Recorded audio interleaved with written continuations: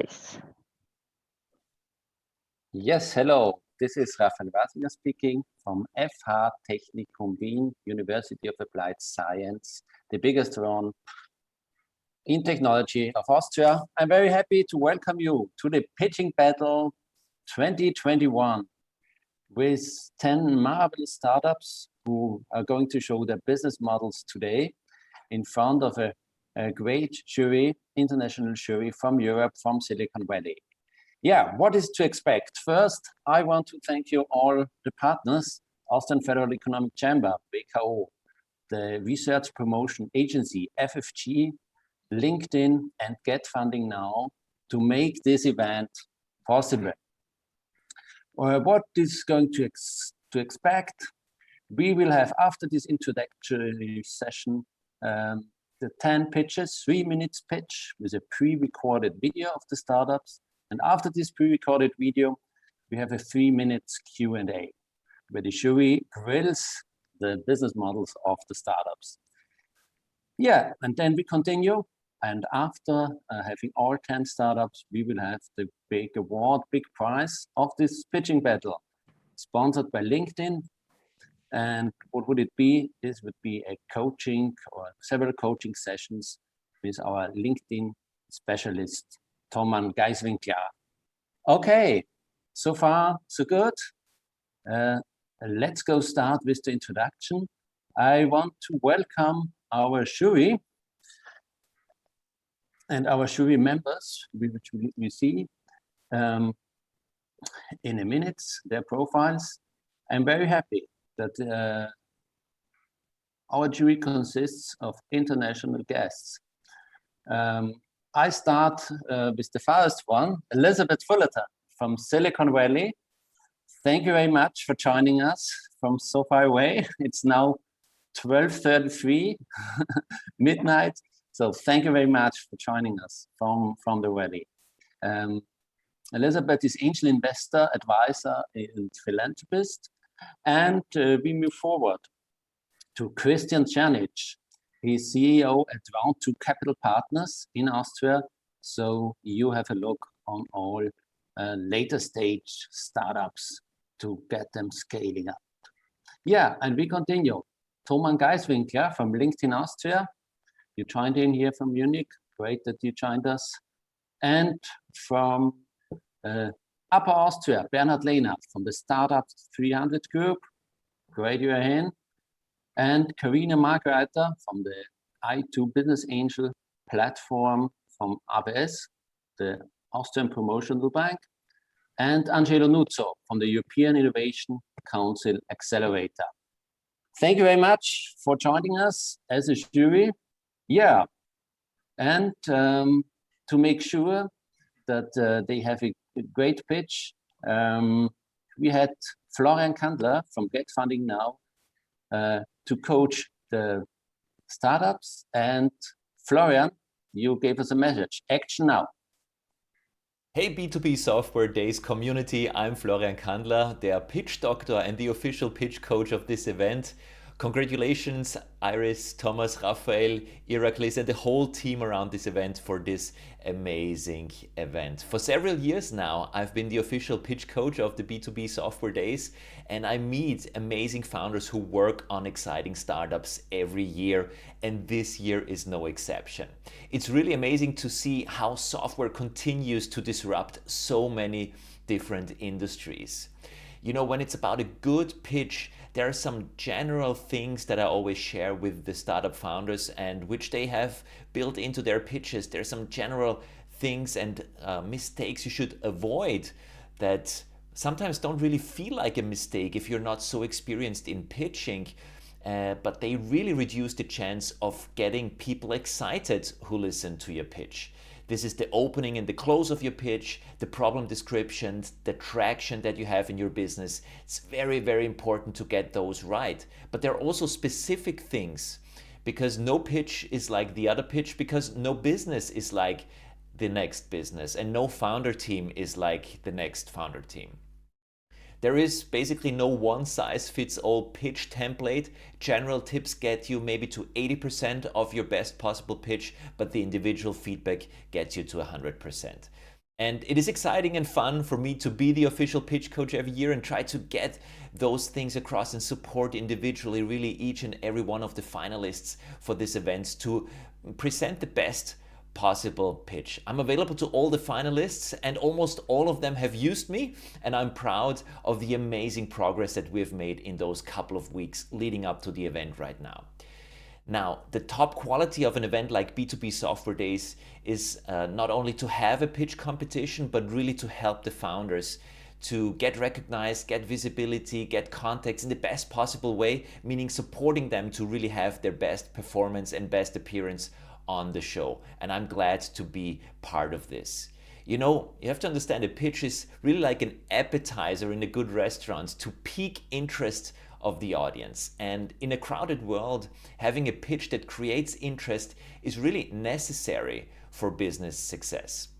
So let's lean back and enjoy these founders who have put their effort into piquing your interest in their businesses. May the show begin and keep up that startup spirit. All right, back to you guys. Thank you, Florian.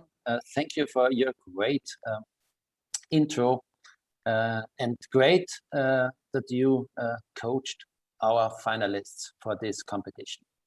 Florian, by the way, also had a history in Silicon Valley. He was one of the first startups joining the Silicon Valley and took much of this spirit, not only to Austria, to all over Europe. So thanks for having you here and to coach the startups. Okay, now let's get serious. We are going to kick off our pitching battle. Okay, round one. I want to introduce you to Clio Muse Tours. Daphne, the floor is yours. Action now for your video. Hello, I'm Daphne, co-founder and CFO of Clio Muse Tours, a software as a service platform to create and distribute self-guided tours for top attractions, city walks, and road trips. Till 2019, tourism was flourishing. Last-minute bookings were on the rise, and that's how, in 2019, we made 760K in revenue and served 50,000 travelers. Travel tech was getting attention, and investors were looking for the next big thing in the market. In 2020, COVID-19 hit the travel industry hard, but skyrocketed the necessity to create and sell digital tours, making our tech more relevant than ever before. So all in all, we see two main problems. Guided tours are expensive and of limited availability, plus they offer no social distancing. The industry is racing to increase their revenues. Big online travel agencies are looking for smart upsells of unlimited availability for their customers. Tour guides and tour operators are looking for alternative revenues through digital tours. Our award-winning proprietary platform offers scalable ways to produce high-quality audio and virtual tours via culture and tourism professionals. And those tours work as high-converting upsells for OTAs and tour operators to increase their revenues. Specifically, there are three main areas we have developed unique software technology: an authoring tool for professionals to create their own digital tours, a booking management system for seamless connectivity and service, and a whole platform built around the storytelling methodology that creates the best-in-class tours. Those tours are distributed to travelers through our global network of distributors like Get Your Guide, Viator, Expedia, To Amusement, and many others, thus minimizing customer acquisition costs for us. And travelers enjoy the tours instantly on our mobile app, offline, or through any smart device online.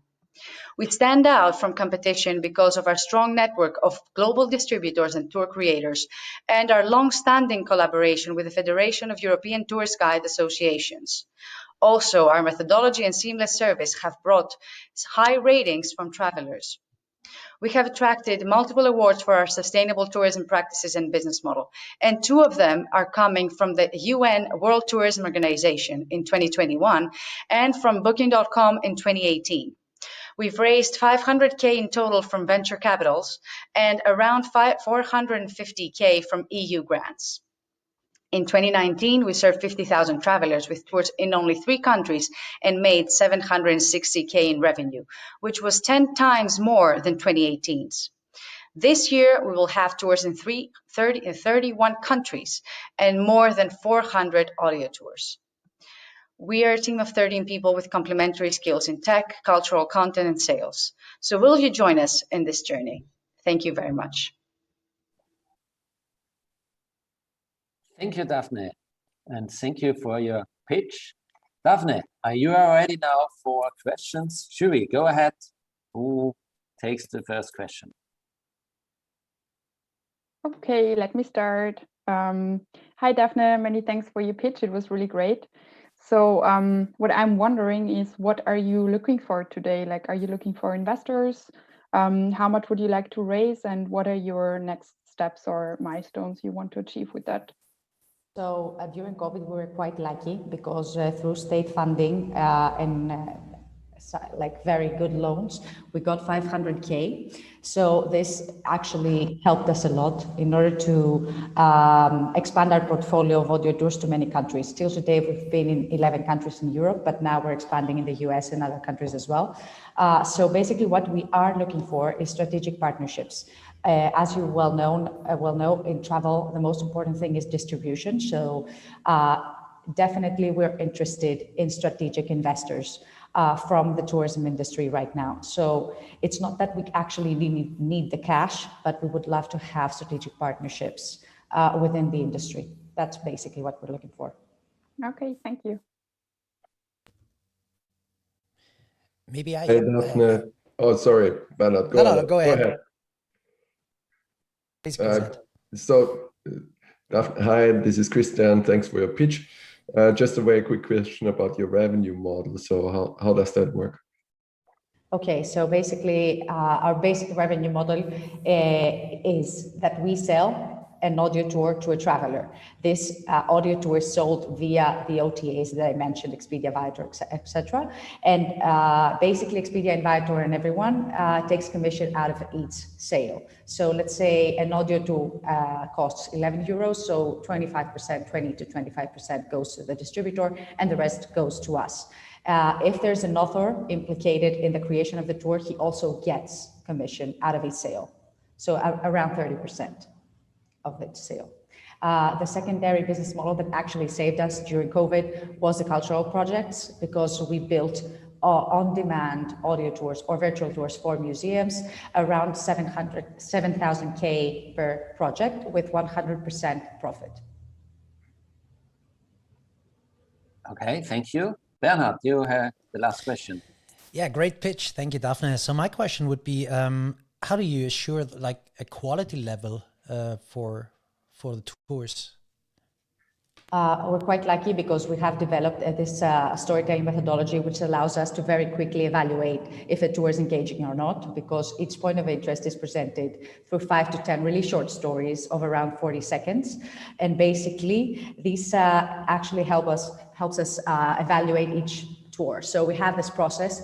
We find the best authors through LinkedIn or through our connections in the tourism industry. Then we ask them to submit a form where they develop a point of interest and they also submit the scenario of the tour.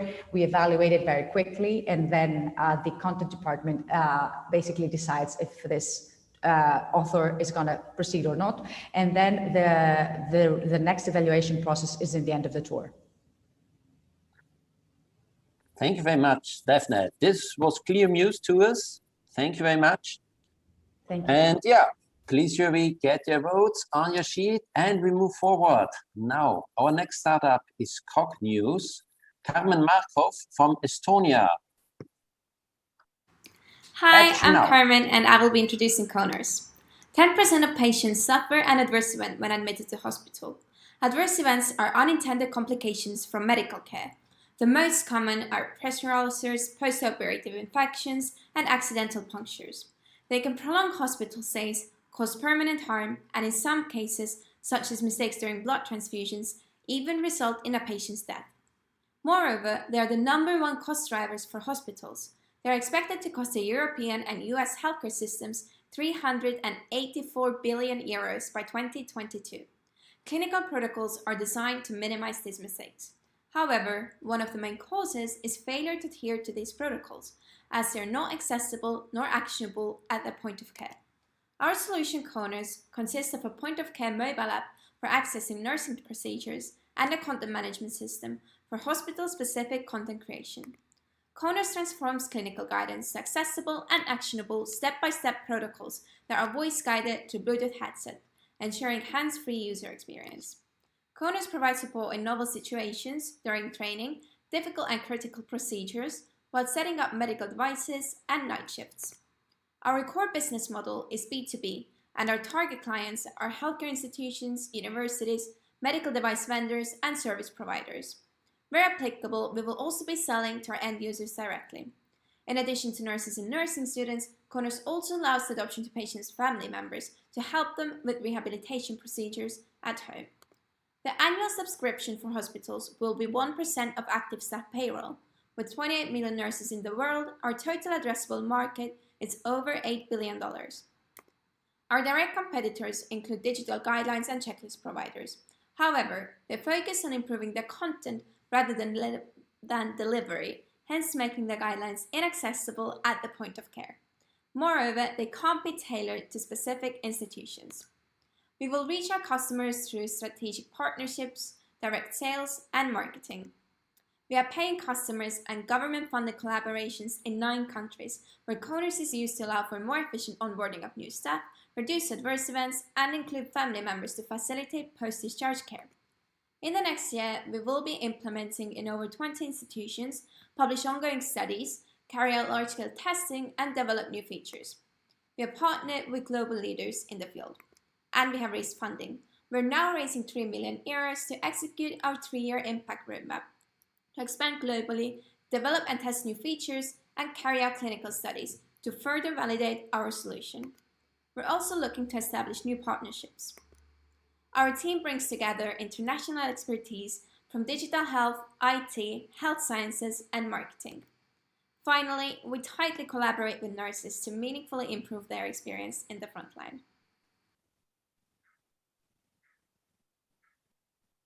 Okay. Thank you very much, Carmen from Cog News for your pitch. Carmen, the floor is now open for questions. Yeah. Angelo, you are muted. Please go ahead. May I start? Yes. This hit my past experience in clinical decision systems, so I am attached to this topic. The biggest question that I would have is, how do you deal with acceptance? So the biggest bottleneck normally in these applications are the acceptance by the medical practitioners. So how do you think that the doctor at the end or the nurses will really accept your system?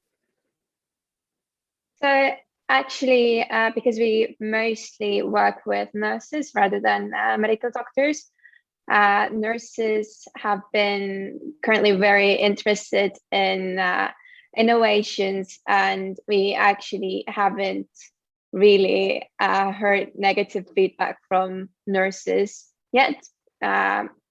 Might be hard to implement with hospital leaderships, but with nurses, there hasn't been negative feedback at the moment.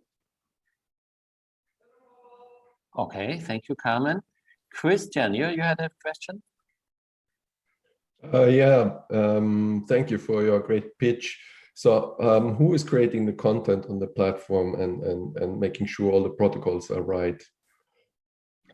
So thank you for the question. At the moment, we receive the protocols from the hospitals that we work together with. We have an instructional designer in our team, and we work together with the clinical team and our instructional designer to make sure that the protocols are easy, actionable and easy to understand for the nurses. Thank you, Christian. Elizabeth, you had a question from Melly. So it seems like you're digitizing best practices from each hospitals, correct? Then how do you measure the outcomes of each particular procedure, which then these measurements will save costly dollars for the hospital with readmissions? So how do you take that into account? So thank you for the question again. At the moment, we are tracking all the procedures, so we see which procedures are used more, and we can see essentially when the nurses are using the protocols to carry out a procedure, they're more likely to adhere to the protocol, less likely to make mistakes. And hospitals don't really share the statistics regarding to how much they spend on adverse events annually, but we can look at studies from our different target markets, and let's say that checklists can improve adhering to protocols by 100% or by 90%, and then see how much this can help reduce costs for each hospital in our target markets. Can I ask one more question? Sure. When a nurse does a procedure and she, like, let's say, finds a better way of doing things, how can she or he actually give input to make the best practice get updated? And then if the procedure went well, how does she get the recognition or he get the recognition from doing such things like that?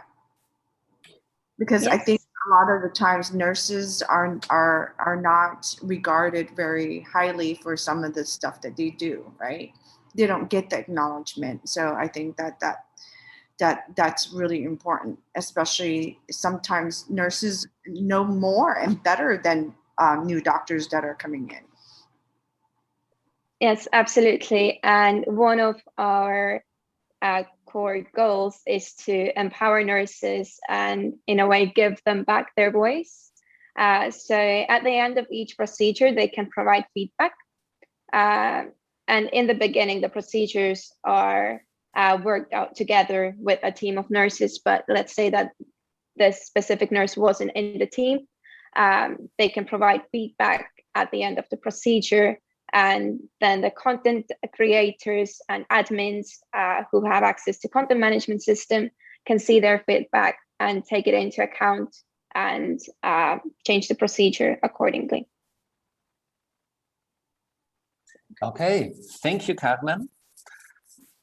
From Estonia, we move forward to our next startup from Lebanon. This is Divama, Christopher Avida. Your video action now. Hello, I'm Christopher Arida, founder of Diwama from Lebanon, and we provide AI software for optimizing waste management. In January 2020, we invested in a small waste sorting facility with 3 municipalities in Lebanon, and now around 750 households recycle over 18,000 plastic items every month. This project highlighted several challenges faced by waste sorting facilities, which are that 85% of recyclables are not sorted and end up in landfills. And recyclable prices can decrease by up to 50% in value due to contamination and human errors in sorting. Therefore, around $86 are lost for every ton of recyclables. So for a city with 500,000 inhabitants, there would be a 500 ton per day facility with $4.7 million lost opportunity every year. Through our technology, we can cut those losses by 20%. Now, what is our technology? We are working on an AI-based recognition software called Vitron that monitors and audits waste. Vitron was installed in Big Clean sorting facility in Lebanon, where we reached an average accuracy of 75%. This algorithm is connected to our online dashboard, which shows important KPIs and data analytics for facility managers to take data-driven decisions to optimize facility performance, increase recycling rates by 15%, and increase recyclable prices by up to 20%. Our revenue streams include charging a system setup fee for the hardware, a software as a service, and selling the API to be integrated into existing applications. Now, the worldwide market size of waste management in 2025 is estimated at $450 billion. We are entering the software market estimated at $14 billion, growing at 8% compound annual growth rate. We have identified some international competitors, but we are the first into the MENA region and Asian markets. What also sets us apart is that Vitron works with a simple mobile phone camera for quick quality checks through a mobile app. It detects mixed waste and integrates full facility automation. So far, we have raised a total of $100,000 in grants, built our product, and now testing in Biclean facility in Lebanon. We also have another pilot project in Abu Dhabi with Veolia, and we will be installing in one of the biggest facilities in the region in Lebanon. Beginning next year, we will be launching our system in Europe with the help of the Global Incubator Network. We are currently accelerated by Veritech and Plug and Play in collaboration with the Alliance to End Plastic Waste. We are also supported and funded by the Abu Dhabi government with Astra Labs. And finally, we are supported by Infineon to install their hardware technology with our product. The team behind this effort consists of Hassan Jama, Aya Harira, and myself, Christopher Arida, with diverse experience and skill sets, along with top industry advisors with a combined experience of 40 plus years. Thank you for listening. Thank you, Christopher. Thank you for your pitch. Yeah, the floor is open now for the jury. Christopher, you are ready? Yes, ready. Okay, then thank you, Christopher, for your pitch. Again, my question, what are you looking for today? Are you looking for investors? Are you looking for facilities here in Europe? What is it? Yes, definitely. One of the things we're looking for is pre-seed money. We're looking for $415,000 and for an 18-month runway, and also looking for customers in order to further validate our market and the need for our product in Europe before we launch by next year. Okay, thanks. Hi, Christopher. Thanks for your pitch. My question would be, who are your customers and what's your sales strategy? So our customers right now, we're focusing on waste sorting facilities and on recycling facilities, specifically for plastics. We're currently focusing on that. While at the later stages, we're gonna move up through the waste value chain to cater for all waste management companies, whether collection companies and others. And our strategy right now is just direct sales, B2B sales, and we're looking for distributors, which are usually the suppliers for the machines for these waste sorting facilities. Christopher, you mentioned that your software is actually running on a mobile phone. Can you explain a little bit more the use case around that? Because I mean, this is a very industrial setup. So what our smartphones are doing there? Yes. So one of the strategies in the Asian markets is to really look for customers that don't have the infrastructure ready yet. So we we had a use case with Veolia, which involved this application, and this is how we discovered the business model. It wasn't really our focus at the beginning, but right now its use case is for quick quality checks, whether by the collector through the mobile phone, he can check the bag, determine the mistakes done at the source. This is something as well we discovered recently, that we can provide very detailed consumer behavior analysis on where the people are making mistakes and make awareness campaigns directly targeted and narrow to improve the recycling culture where it is absent. Okay, great. Thank you, Christopher from Divama, from Lebanon. Great, you joined us. Thank you for your pitch. Dear jury, please take your ratings, and we move forward now to Italy. We will hear EcoSteer from Gaida Zanata. Action now. Good morning. I'm Giada from EcoSteer, an IoT and blockchain startup for data ownership and monetization. And our objective is to lay the technical foundation for a new decentralized and distributed data economy. Today, real-time nominal consumers data is the new oil, but privacy laws limit data monetization opportunities. And the reason is of a technical nature. All the current IT data sharing infrastructure are centralized as they have exclusive control over third-party access to consumers' data. For example, drivers are the legal data owner, but they cannot control third-party access to their car data and definitely cannot monetize it. On the other, companies such as car manufacturers cannot monetize drivers' data and still be in compliance with privacy laws. EcoSteer turned privacy laws from an obstacle into an opportunity. Our data ownership platform adds a layer of data access control decentralization on top of an existing IT data sharing infrastructure, making it GDPR compliant by design. Thanks to end-to-end encryption and blockchain smart contracts, our data ownership platform decentralized data access control, putting it back into the hands of the rightful data owners, who can also be compensated in tokens for data sharing. We are proud to say that this technology has been granted a US patent in only 2 months. This technology lends itself to be used in corporate data stream marketplaces, where companies such as Alperia, the South Tyrol utility, and our first client can invite selected business partners to access and use consumers' data in full compliance with the GDPR. In fact, consumers can personally grant and revoke the consent to use their data to chosen stakeholders at any time, and they can be compensated in tokens for data sharing, tokens that will be used to buy services on the same marketplace. We offer our technology with a software license based on number of connected devices, enabling our client to create their own GDPR compliant data stream marketplaces. This is our team. It's still a small team, but with the right mix of competencies that enable us to raise money, fully develop and validate our product, and obtain 2 US patent granted. We have our first client and several prospects in the energy and mobility sectors, our initial target sector. We partner also with system integrators such as PwC, NTT, HP. We are now seeking 700K to finalize one entire client project cycle and quickly reach a Series A funding. Thank you for your attention, and let's discuss how to build a new decentralized data economy together. Chada, thank you very much for your pitch. The decentralized data economy. Yeah. Thank you. It's not me speaking, it's speaking the jury. Please go ahead. Thomas. Shadam, maybe I go first. Thanks a lot for this pitch. I'm completely not into this high-level technology. So my question would be from a user perspective.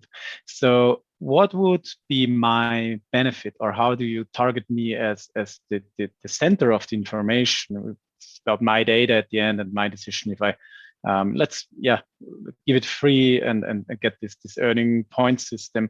So where is this pitch happening, or this conversion of end users who are providing the data? Is it from the car company then, or where are you involved into this?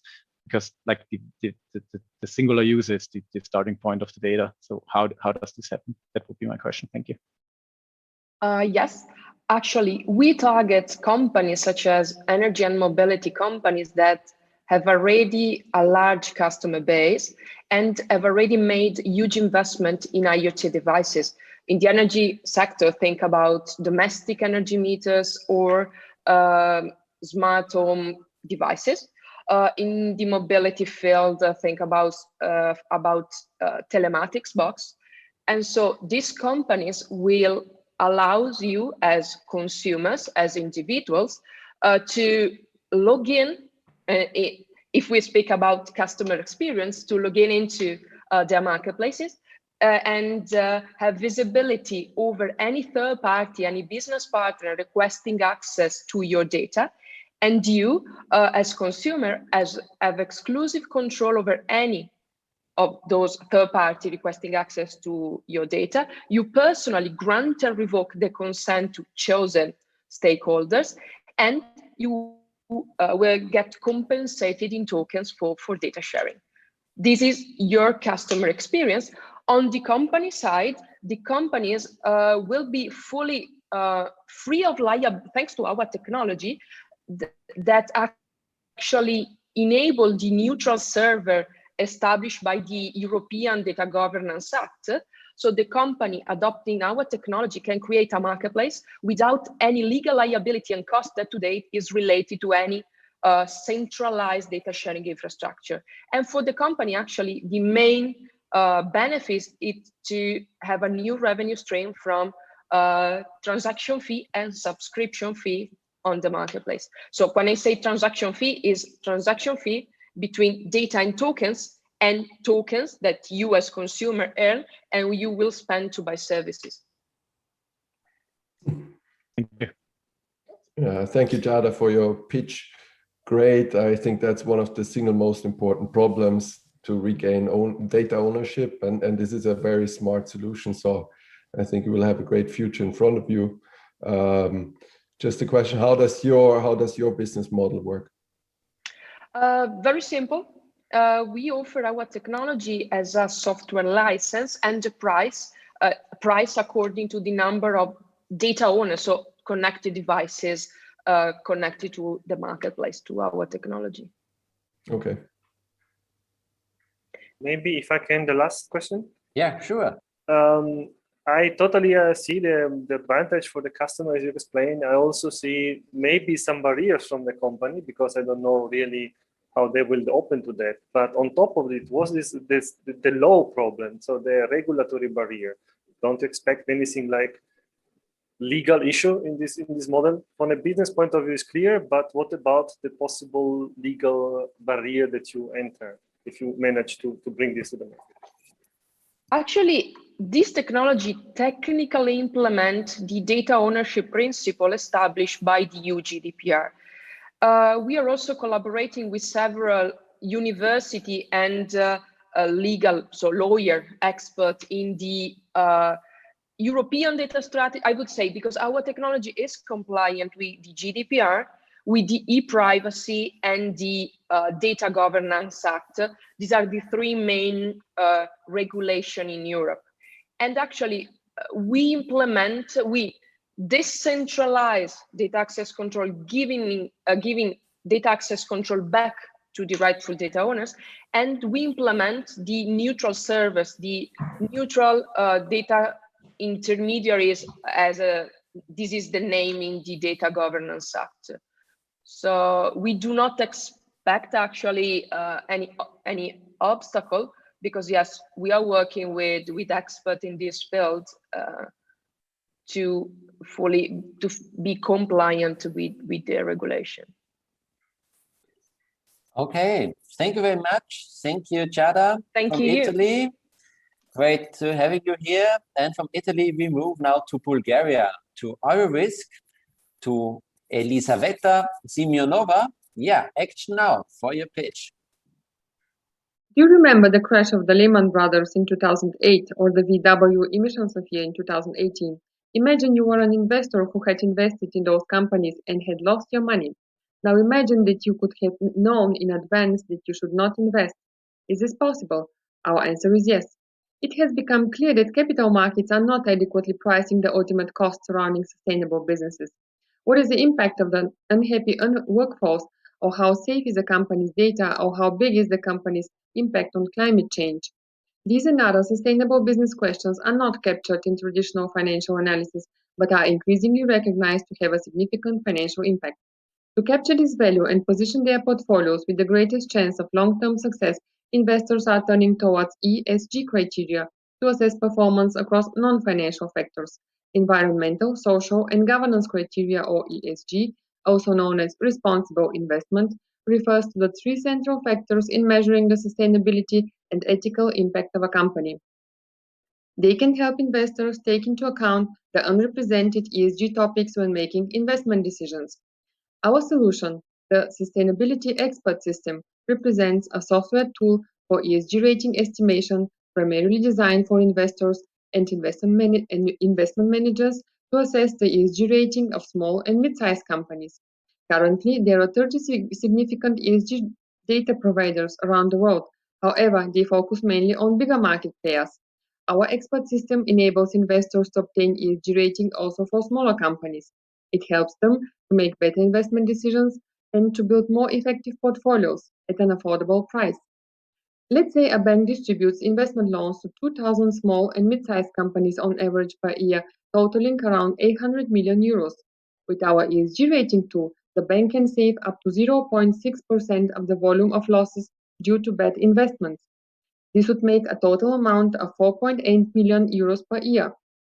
With an ESG tool price and maintenance of 0.3 million, a positive balance of 4.5 million euros would be obtained. The standard way to do an ESG rating is to ask companies for their data via questionnaires. We don't do that. We propose a completely new approach for an automatic ESG rating estimation.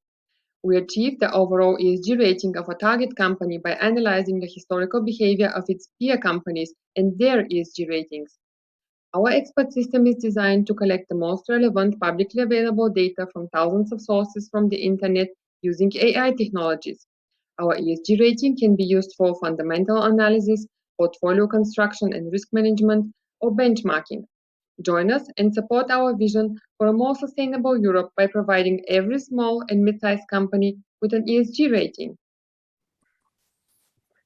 Yeah, thank you very much to Eurorisk, Elisaveta, for your pitch. Yeah, the jury, now it's your turn. Maybe I start again. Thank you so much for your pitch. I was in the financial industry for quite a few years, and one of those I was working for was Thomson Reuters, which is a huge provider of a bunch of those data points you mentioned. So that's my ask. So what is the threat out there that, let's say, Bloomberg or Thomson Reuters says, well, we did the big ones, and now all these topics you mentioned, which are important, environmental governance and so on, are on the spot, and now we do it for the smaller companies as well. They are huge, they have billions, they can do it, let's say, overnight. Is what's so unique about your solution that let's say Bloomberg can't do it like within a short period of time? That would be my question. Thank you. Yes. So the big companies can do the ESG rating via questionnaires. So they hire a team or other companies with maybe 20 or 30 people. They have the resources, the money to pay for this ESG rating. It takes lots of time and resources. Because of these questionnaires, they need time to fill it out, to ask the company about their data and so on. And our solution is designed to do all this automatically. So it compares, it takes a peer group of the target company, and it takes their ESG rating, which already exists, and then it automatically can calculate the ESG rating of our target company. So we don't need any questionnaires or anything. We just compare the score of the peer group, the ESG rating of the peer group, and according to that, it calculates the ESG rating of the target company. So it's very quickly, and it costs less money. You don't need questionnaires. You don't need people who do that. Okay. From Elisaveta to Elizabeth, you had a question. Yeah, I do. I just don't really believe that there are a lot of data from private companies versus public companies. You can scrape data from public companies because it's required, but that doesn't give you good benchmarks if you're a private company and you want to know how your industry is doing with other competitors in the same space privately. And if you compare your private data, like for instance, your financials or where you sit, to a public company, it doesn't correlate very well. So how would you even that out to make it more precise, especially if you're not even doing these particular questionnaires? Maybe I could give that question to my colleague who is also here, and he's an expert in the technical part. Yes, I'm Vincenslav Nikol from the same company. I'm one of the developers of this system. So normally we consume some data from some web services, something like stock prices or some prices of the products or services that the company provides. So this is public data, and more or less it is influenced by the market. That's why we consider it as objective data, not like the subjective questionnaires that are currently used by other companies that produce such ESG ratings. Okay, Elizabeth. Yeah, but as a private, I'm not a public company yet, right? A private. I want to know where I benchmark against? Yes. We also put the company when we rated it in a scale, and you can see where exactly you are compared to the other companies. How many percents are below you, below the company, and above the company? Yeah, are you using benchmarks like to figure out like Porter's No, 5? not only we use the whole scale, So we put the rating in this whole scale, not one benchmark only. Okay, all right. And Okay. how do you incentivize the private companies to give out the data? How do you incentivize any company to give out data? We use the public data, normally the public data. So my question is, private companies, there's no repositories of private companies, right? Because you can't take their data because they're not big enough. So I think the value is being able to create data from private companies. Does that make sense? Yeah, but we should have some data, objective data, because we cannot consider only the questionnaires. Right. Okay. We can also use the bilateral channels to follow up on questions. Just here a reminder, so if you want to follow up with the jury, if the jury wants to follow up with one of the startups, please use the B2B software platform, the in-mail messaging system. You also can book appointments, video appointments. So please use this platform, or you can use Iris. She can introduce you, Iris Malowitz, from the B2B organizing software days organizing team, or of course you can use LinkedIn. Okay, then thank you very much to Bulgaria, to Elisaveta from Eurisk and your colleague. And now let's move to the heart of Europe, to Austria, to Melanie Wolf, to Heady Production. Action now. Hello, my name is Melanie. I'm one of the founders of Heady Production, a marketplace for producing goods locally. Why is this needed? When I founded my first company in 2014, we tried to produce sports goods locally. That took us a lot of time and we did some honest labs. 7 years later, it's still the same. Local production is hard to access. Hardware developer and designer don't know who can do what and how much does it cost.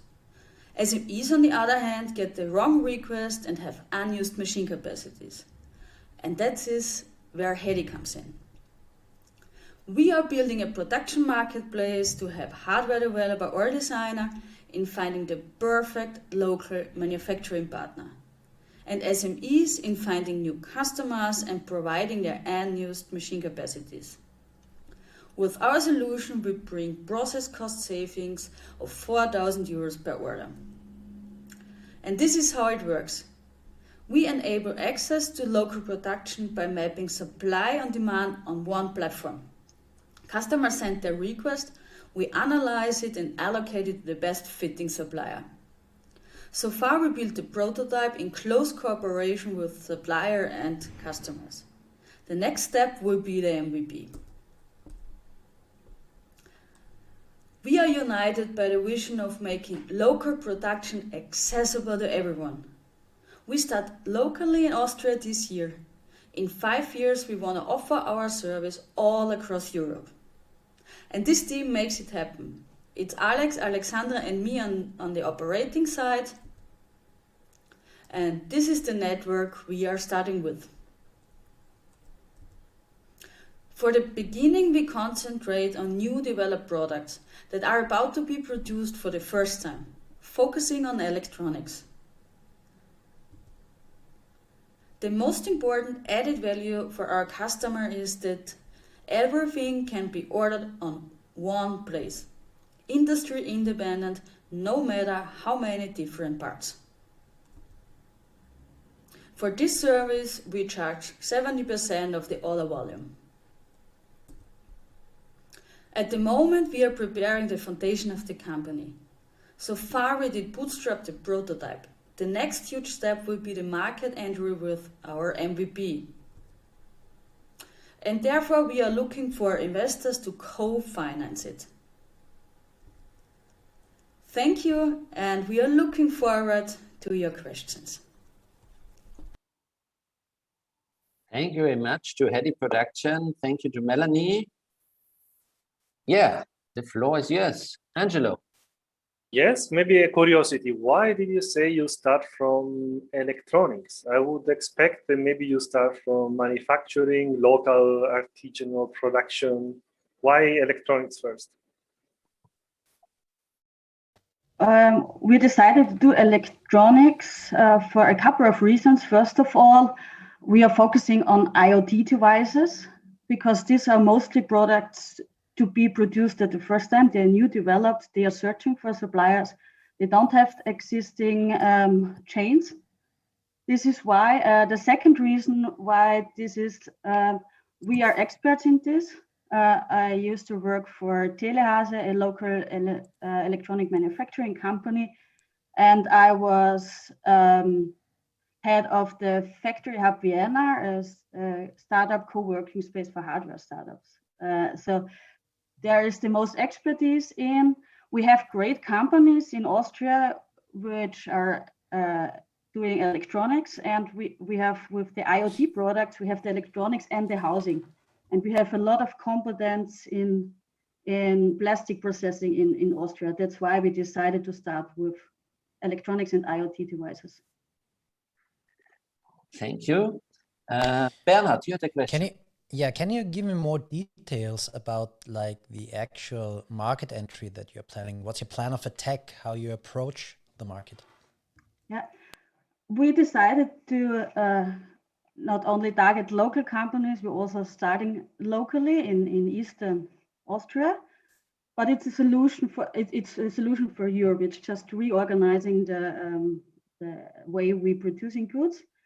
And for the beginning, we start here in Vienna and Lower Austria, and we are in cooperation with all the tech, how do you call it in English? All the Interessensvertretungen here in Austria. And we are part of the accelerator Accent, so we have access to all these, all the local companies. So we start here, and then we do the second cluster. It will be Upper Austria, Salzburg, and the next step will be Germany.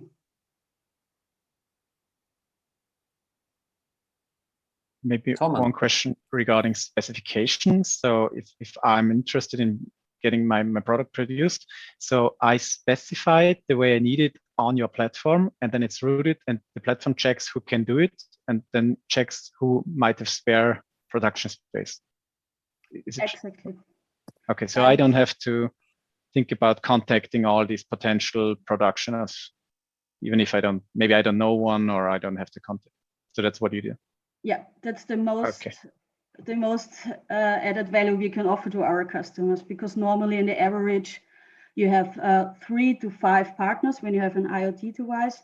That means you have to contact for every industry at least 10 companies. That means for the beginning you have around 30 to 50 companies to contact. They respond via phone calls, they respond via emails, they have CC persons, information get lost. So we analyzed 50 processes with local companies, and for our customers, it's 80% process savings, and for the supplier, it's up to 30%. It depends on the existing system. Thank you so much. Okay. Thank you, Melanie, from Austria. Thank you for having us. From Austria, we move to Belgium, and we move to Mario Schreipen, to not LinkedIn, but Linked Car. Action now for Linked Car. Hi, I'm Mario from Linked Car. We are an award-winning platform focusing on the mobility industry. The big question that we will answer today is how you, as a consumer, can monetize vehicle data. According to McKinsey, car data monetization will reach $750 billion by 2030, and that's for cars alone. We didn't even talk about the rise of the e-bikes. The estimation is that data monetization for e-bikes will be worth almost 24 billion by 2025. But why is it so difficult to have the relevant data in just one centralized place? You as a consumer want to have one generic overview of your vehicle with information from your insurance or maintenance or real-time connected vehicle information. Well, we at Linkcar will solve this.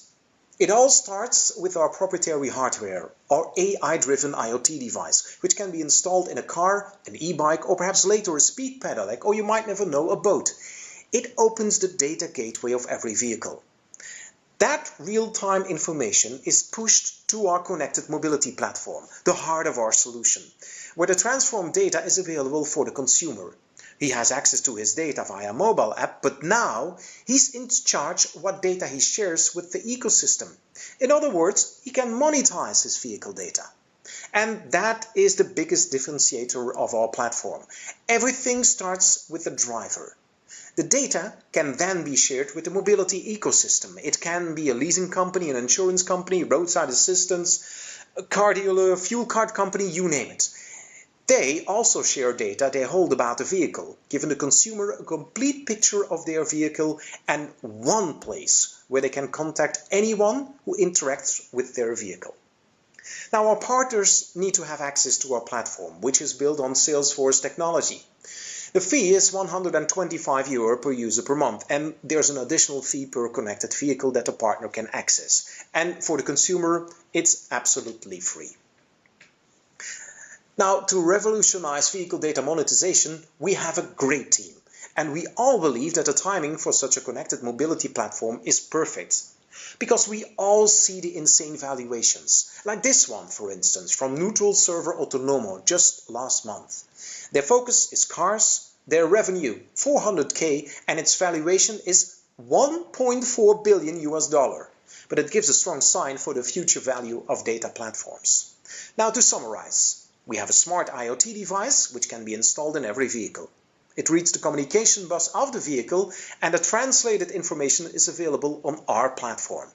This innovative platform is the place where the consumer can easily monetize his data, making it available to the rest of the ecosystem. Thanks for your attention. Thank you, Mario, for your pitch. Julie, the floor is yours. Thank you for your pitch.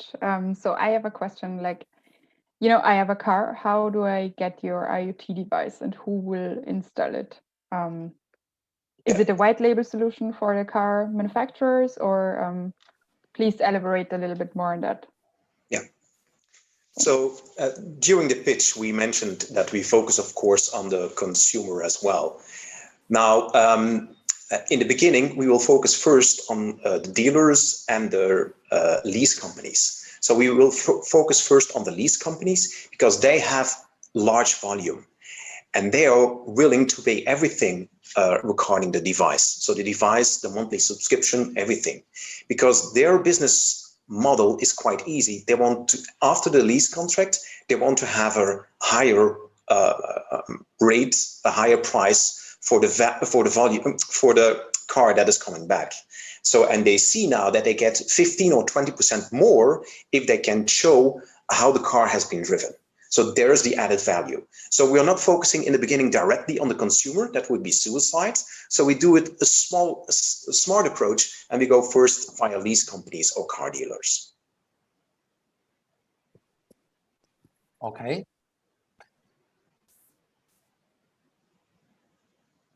Anyone else?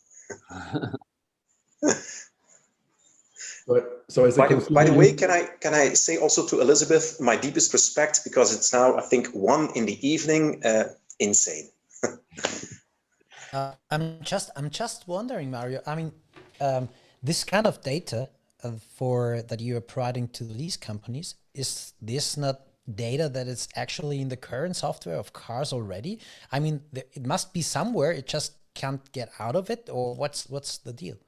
Yeah, that's a question that I get all the time. So people ask me, isn't it true that cars are now connected, and why are you building now a new device and put inside a car? Isn't that stupid? No, it isn't. And the main reason is because cars, well, after 5 years, we will talk absolutely differently. OEMs will be ready then, but now they aren't. What they can give you is the odometer and some standard aero codes of the cars. And that's basically it. But we want to have more. So we want also, did he wear his seatbelt, yes or no? How many times are the wipers being used? You know, stupid things, but really valuable for lease companies or even, you know, just normal dealers. So the OEMs aren't there yet. So just one more time about the data ownership. So also in terms of GDPR compliance. So if the device is installed in my car, I get the data. So and then I decide what happens to that data. Is that correct? That is totally correct. So you decide what happens with your data. Now, with a leasing company, there's a small other thing going on. A lease company comes from your employer, and probably your employer has an agreement with you as an employee, and the employer gets a kind of, you know, discount or whatever for putting such a device in your car. But you, on the other hand, can also use it for your roadside assistance or something else. So even you can monetize it, even if you have a fleet car. It's even possible. Okay, so the benefit actually goes to the employer via a discount on the leasing rate, or if you only focus on the lease companies, then there is a mutual benefit for the employee and the employer. The employee can use his data also for, imagine that he stops a lot of times at gas stations, for instance. We can also say if you stop 5 times, you get a free coffee. So that's a benefit for the employee. For the employer, of course, because at the end of the contract, he can now show to the lease company how the car has been driven. He will get a financial compensation for that. Okay. May I ask one last question, or are we over time? Very quick, yeah. Okay, I'm the leasing company. So now I have all this information and I do a different pricing on the car. But if I want to buy a car, what I did so far, I took a glance at the kilometers and was it rusty or not. Now you tell me, okay, the windshield is fine and he was a safe driver before, but that's not really transparent to me as a consumer. So how can the leasing company argue that I have to pay more because this car was treated so nicely by the earlier user? I'm not really understanding that. Well, the thing is, at the end of the contract, the lease company will sell the car because it's end of lease. And what they see now is normally they sold it to another company, especially in Belgium, because in Belgium there is a law that you need to have a kind of warranty for 1 year if you sell something. So that's the reason they said, well, I sell it to other companies. If you sell it to a consumer, the price goes up by 15 or 20%. So there's the deal that the lease company has. They see the 15 and 20% upsell potentially. But if you do that, you need to give that 1 year warranty. Now, the problem is if you give a 1 year warranty, you need to be sure that that vehicle is quite okay. And you don't always see that when you look at a vehicle. But if you have the data available, you know, it's quite obvious then.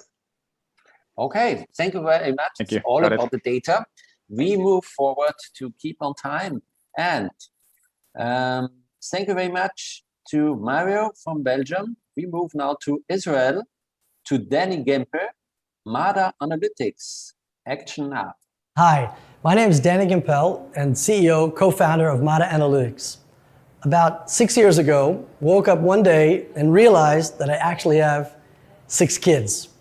So after 15 years in venture capital and successful fintech companies that IPO'd on the NASDAQ, I focused my future career towards renewable energy. And I knew that the success of that would be focusing on profitable renewable energy. We were out to tackle that market of over $300 billion a year, but we weren't the only ones. Of course, the paradox is that there's only about 6% of total world generation that comes from wind and solar. That's because renewable energy is both unstable and unreliable. That causes, of course, problems in major industry. Imagine a factory being powered by wind. When there's no wind, what happens? So the future talk is about storage. People talk about batteries, how to control the energy. And it's a big industry. A lot of players are heading there. LG, Samsung, Tesla. But it's not just as simple as charging batteries when there's overproduction and discharging batteries when there's no production. The real complication comes in around finance. How are projects and energy managed? So Mata Analytics maps, models, simulates, and then optimizes among many, many models of matching, calculating best cost benefits in real context of taking weather, market price engineering, and investment into projects. Understand the benefit financially from storage as well as hedging, and then have an engine that puts out many, many computations on the financial results, ultimately getting to the optimized approach. So who do we service? We work with the developers, the banks, and as well the reinsurance risk transfer. So a large market in software, it's about 100 million a year alone being licensed in simulation and in engineering software. But in the financial hedging as well, it's a massive market, over 500 million. This is our approach, to get our software out to market through channels, not one-offs on every individual project, but to go through channels to get to market. The competition in the market is pretty siloed. You have companies that are in the hedging side and reinsurance risk transfer, as well as in the energy storage, energy management side, where we're developing an optimized calculation software that deals with both in one platform. Thank you very much. We hope that you join Mata Analytics in a better future for my kids and your kids. Yeah, thank you, Danny. Thank you for your pitch. We can see you now. Perfect. Great. The floor is yours. Yuri, please. I would maybe start with, can you elaborate better on a business model? Because yes, you're a software service product, still you have to do with this energy consumption. So can you please be more precise in your business model? Yeah, in the last 2 years, we've really with design partners, major energy companies like Wien Energy or Verbund as examples, or Energy Steiermark in Austria as examples, we worked on simulating digital twins for their projects. We then integrate optimized energy storage systems, what the sizing or design would be for 1 hour, 5 hours of storage. And then we show them how the pricing of insurance can enhance the financing. The 2 years where we did direct sales positioned us now with a few partner collaboration as a white label. So we were just awarded this past year, 6 months ago, about $1 million financing from Eureka in Europe to integrate our software into a third-party platform, a company called Rena. And they are a major engineering company in Italy, about $500 million they do in revenue a year. And they service the major energy companies like Wien Energy as an example, where our software is simulating the digital twin on storage for wind or solar, and also the insurance, and then delivering it to the end customer that's using the platform. Okay. Next question. Thank you, Dad. Yeah, sorry, Balint. Now you go ahead. Thank you. So I understand you're on the market already, and you're doing revenues, so you're making revenues, right? It's kind of consulting business, right? Yeah. During right the now, last couple of years, and now you're changing that into software business. Do I get that right? In the initial stage where we raised 600,000 in pre-seed capital, we were doing direct sales for projects, so it was on project fees. So you would actually call it contracted as consulting work. But the software simulation, there's been now 2 prototypes that we've now developed to integrate into third-party platforms. And that's actually now on 2 sides of the business, one on licensing through the third parties and revenue shares. And the second is on commissions, on selling insurance, priced insurance. So that's the forward-going business model to scale the business. Okay. Christian, one last question from you. Yeah, so sorry, but maybe I've still not fully understood it. So, but what's exactly then the value added? So do you reduce the cost of operations? Do you reduce the cost of insurance? Do you reduce the cost of setting up the project? So what exactly is the value added then? in the design planning of a project, when you're going to build 100 megawatts of solar or a 2-hour battery or a 5-hour battery, the design simulation software is for the planning.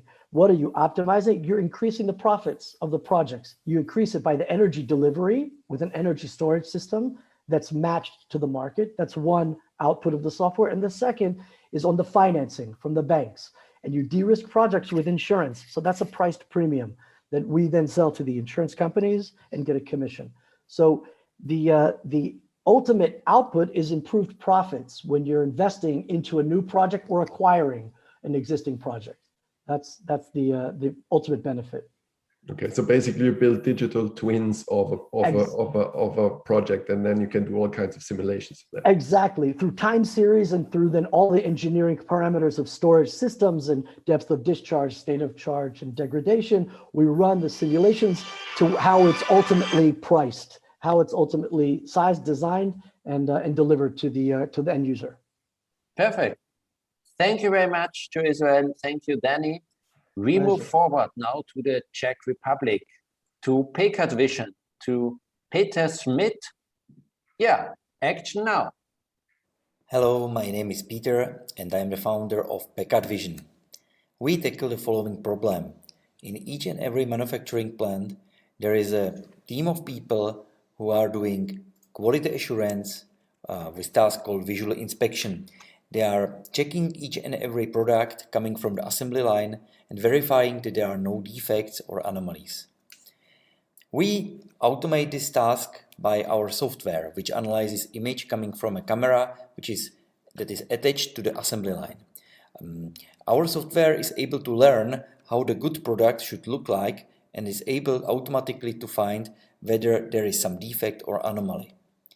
We created our technology based on our own research. We created technology which is called focused learning. It can search for expected defects and it can search for even unexpected defects. So these two approaches are combined and provide very robust solution to the end customer. We have already a couple of paying customers and we quite routinely win tenders. I can mention, for example, a tender from last month. We were working on a project for inspection of EV batteries at a Japanese manufacturer of cars, and there were basically all competitors which are relevant to us, including the market leader, and Pekat Vision won each and every round of the competition, and now Pekat Vision is going to automatically inspect the EV batteries. Our approach to selling our product evolved in a time from direct sales through cooperation with integrators and distributors, and now to strategic partnerships. We signed already agreement with company Toshiba, who is producing industrial cameras. We are partnering with other companies which are producing industrial cameras because it makes sense. Industrial camera needs a software which processes the image and analyzes and reports the result to the end user. We have distributors and integrators around the globe. Our sales grows, and I'm very happy that it is not based on pilot projects, it is based on repeated orders from our customers. In our team are 19 people. I would be happy if we cooperate on the investment. We are looking for investment for around 1.5 million euro, and we wanted to increase our presence in USA and Asian markets. I will be happy and looking forward to a further talk with you. Thank you and see you later. Thank you, Peter from Czech Republic. The questions can now be raised. Okay, so thank you, Peter, for your pitch. What distinguishes you from your competitors? Because I know a few startups also based out of Austria are doing like almost the same. So why is your AI software better, or what distinguishes you? So thank you for the question. I would mention our research, and we created technology which not only is able to search for expected defects, but we can find even unexpected. Most of our competitors are able to train their software to search for the defects. For example, if there is a production of LCD screens, the expected defect is the bad pixel. And this is defect which is inevitable. And this is defect which everybody is searching for, and our competitors can train their software to search for. But what happens if, for example, human hair falls into the LCD screen? It's obviously a defect, but it's not a bad pixel. So searching for bad pixel would not find it. And our software is able to learn from good only images how the object should look like, and then finds any anomaly. And anomaly is basically a defect. Okay, thank you. Any time for one more question? Yeah, I do. Elizabeth. Can you eventually customize the image that you want to detect, not just,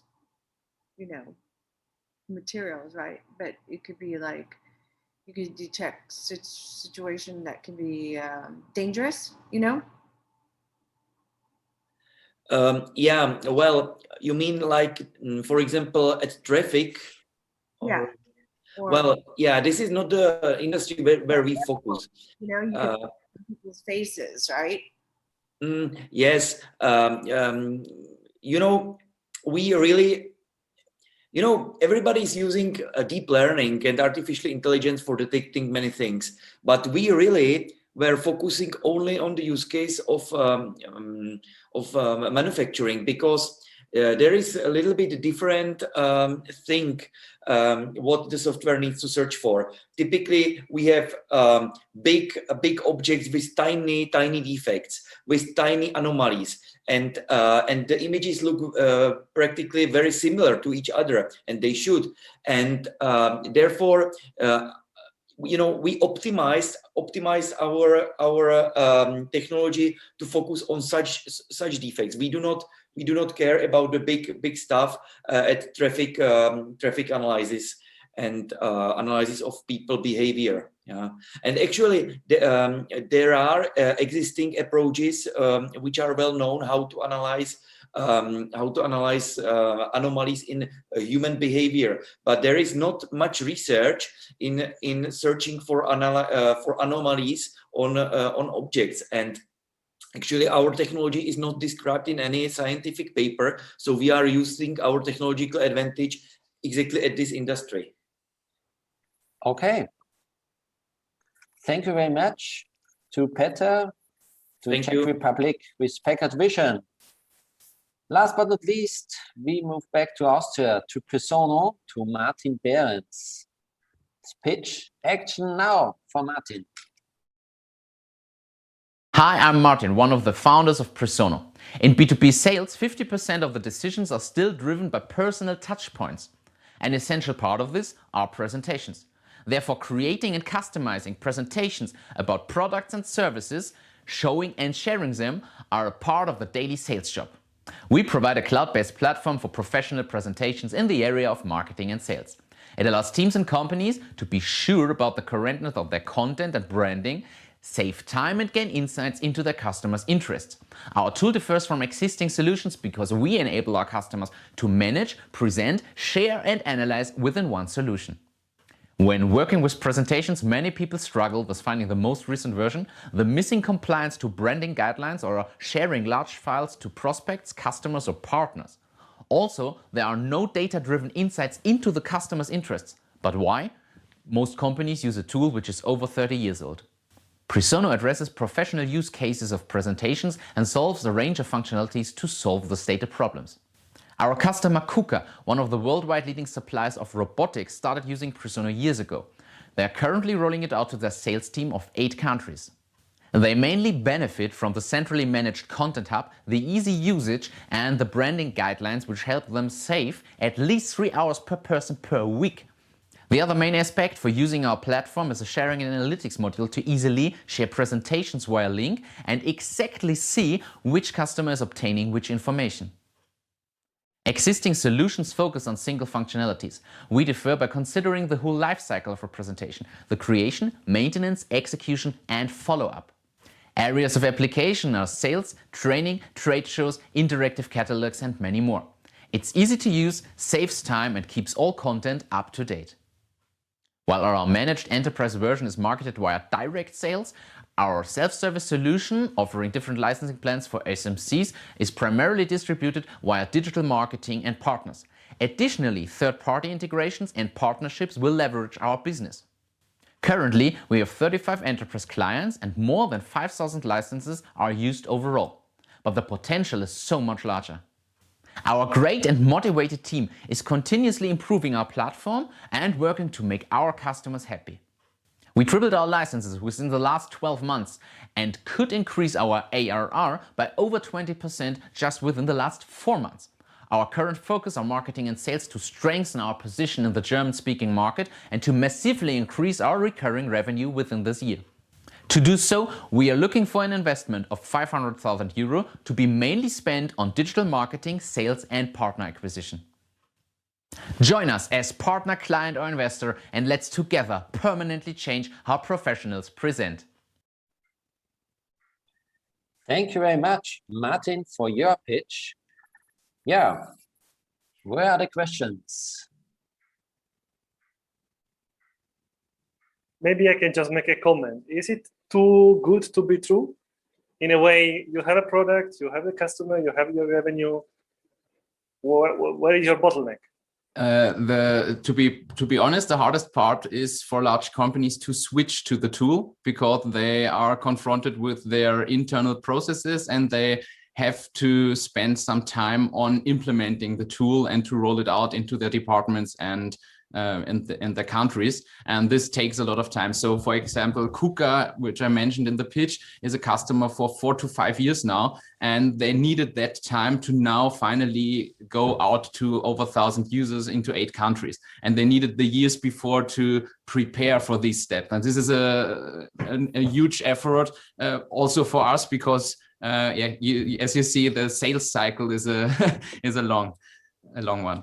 Then maybe just to complement, what is your actually incentive to overcome this? What are you really offering better, more price, value to convince, because you have this barrier, and how you are trying to convince the company to use your product? There are 2 aspects.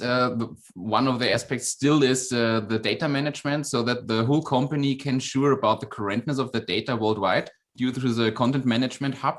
And they can be sure that everyone out there is presenting the most recent version of the slides of the company data, of the product data and technical techniques.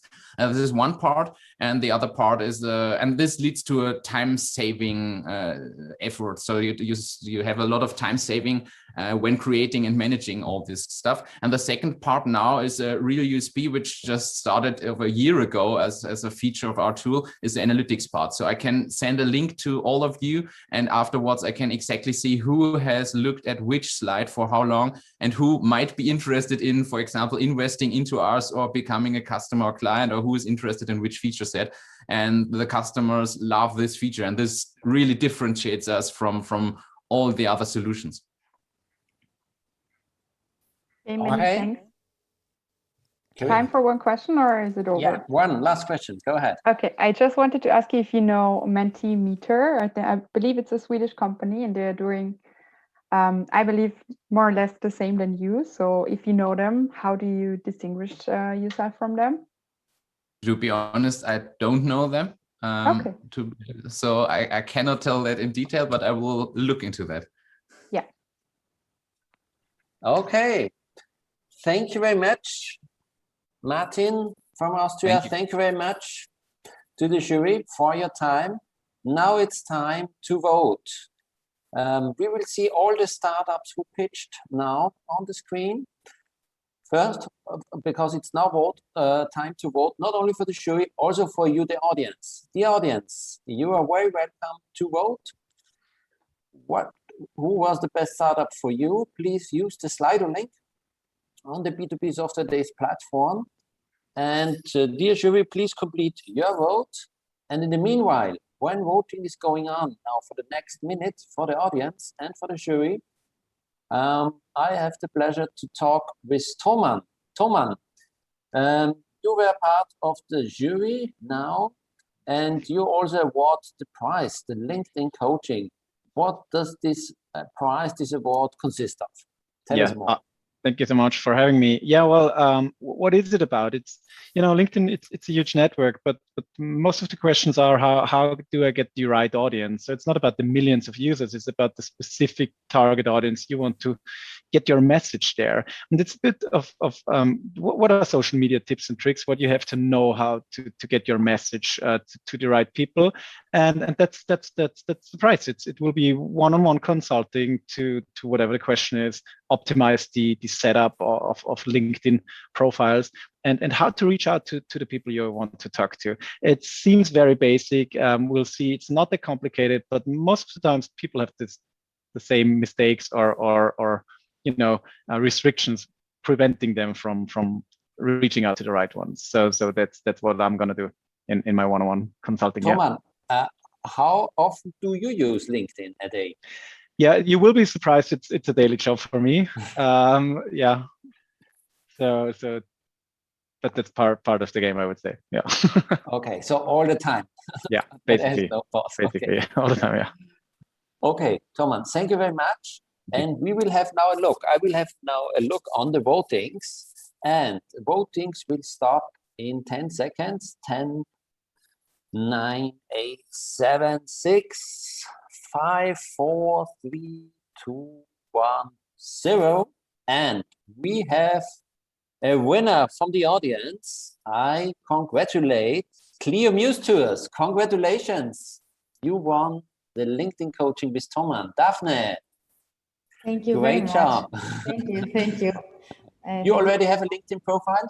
Yes, of course. And we actually use it a lot, especially, as I said before, for the tour creators, but also, you know, for our expansion and our promotion to the OTAs. We're actually running a campaign right now to approach a lot of OTAs. So actually, it has helped us really, really a lot, I have to say. So thank you very much.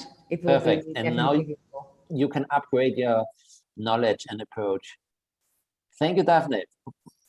Yeah, and we will now have a look on the jury vote. The jury vote decided the winner is, I will disclose now, from Italy, Ecostia, Jaida Tanata. Thank you very much to all of you.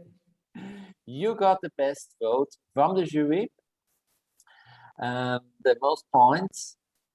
Yeah, you have a LinkedIn account? Absolutely, yes. And I use it probably more than once a day, again, because for our expansion, for our business development, I'm in charge of business development, all the business development activities. And so I use it to connect with people. I schedule a meeting for example, interesting is that targeting data ownership and data monetization is a new field. And I'm seeing that a lot of big companies are hiring or creating the data monetization division. And so I'm also monitoring that expansion in companies. Thank you. And targeting those people, of course. Very good. So thank you very much. Thank you very much, Toman, for these awards. Thank you very much to all the jury for linking in from all over the world. And I say thank you very much for this B2B pitching battle 2021. It was really an honor. Please keep in touch via the B2B Software Days platform, via LinkedIn, or via the organizers, Iris Malowitz. I am very happy to have accompanied you, and I wish you all the best. And if you want to get access to talent, tech talent, please, you also can contact me at the University of Applied Science Technikum Wien. And yeah, I wish you all the best and much success with your startups. Thank you very much and goodbye from Vienna. Bye-bye.